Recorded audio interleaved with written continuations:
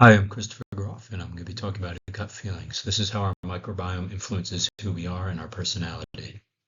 Now, what if I told you that gut feeling wasn't just a phrase about instincts, but could actually be seen as a portal into the hidden universe that trillions of microbes that are within our body? And these microbes aren't just going to be digesting food, they're going to be shaping your moods, your decisions, and even your personality. So, revolutionary findings about the gut brain axis reveal that it's more of a constant dialogue between your microbiome and brain, and it's going to play a pivotal role in defining what makes you you. So, this invisible ecosystem is acting as a second brain, and it's actually rewriting the way we're understanding our personality and also going to be approaches to mental health. So, the gut brain axis is going to be kind of seen as a symphony of biology. So, your gut and brain are locked in this lifelong duet, and it's all going to be conducted by the vagus nerve. So the vagus nerve you can think of as kind of a neural superhighway of communication. So think of this like internet, where it's relaying messages at lightning speed, but those messages aren't just electrical. They're going to be neurotransmitters, which are dictating if you feel calm or anxious, such as serotonin, dopamine, GABA. And then it's also going to be messengers that tweak your immune system, such as cytokines, and also things that alter gene expression and emotional processing. And this highway isn't just one way. So chronic stress can actually shrink populations of beneficial bacteria like lactobacillus, and this is going to trigger inflammation and depressive symptoms.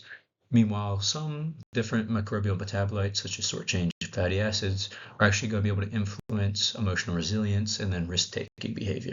So now the idea of personality swaps and who we really are. So this is going to be kind of the idea that our personality is also dictated by our gut-brain axis. So when scientists take fecal microbiota from a depressed mouse and place it in a non-depressed mouse, we see that this depressive state is transferred over.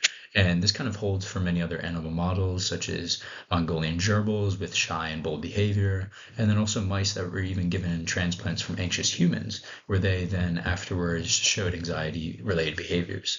And then we do see that some probiotics are able to restore oxytocin levels and sociability in many of these cases. And then finally, we see that many human conditions of the psyche, such as autism spectrum disorder and ADHD, are really going to be linked back to the gut microbiome. What's the microbial recipe for you? So, risk taking versus caution, for example. We see that certain microbes produce butyrate, which is an anti inflammatory fatty acid linked to reduce anxiety. So, if you have low levels of this, you're going to be more socially withdrawn and also have indecision. Whereas something like resilience, we see that that diverse microbiome actually kind of acts as a mental shield against many minor stressors.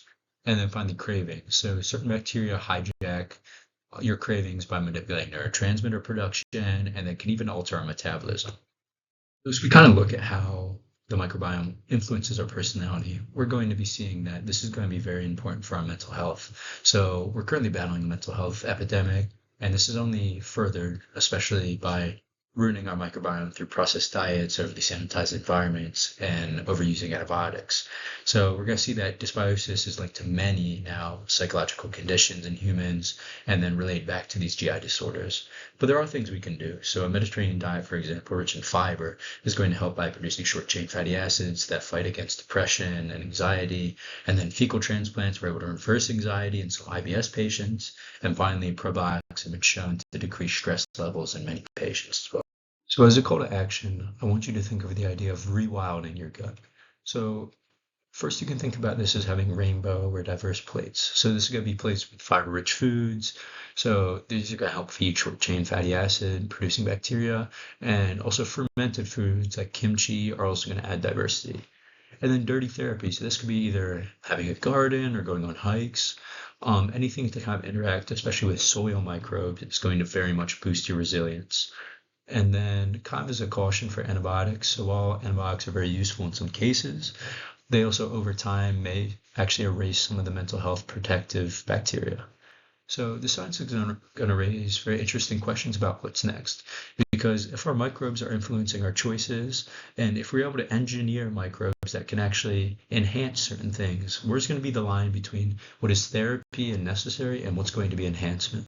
So, as a closing, I want you to think of yourself as a walking ecosystem. So, just as we are shaping our microbiome by what we interact with and what we eat, it's also going to be shaping us and how we think and our personality and our mood. And this can all be seen as a new path towards maybe a kinder solution to mental health care with much more personalized approaches.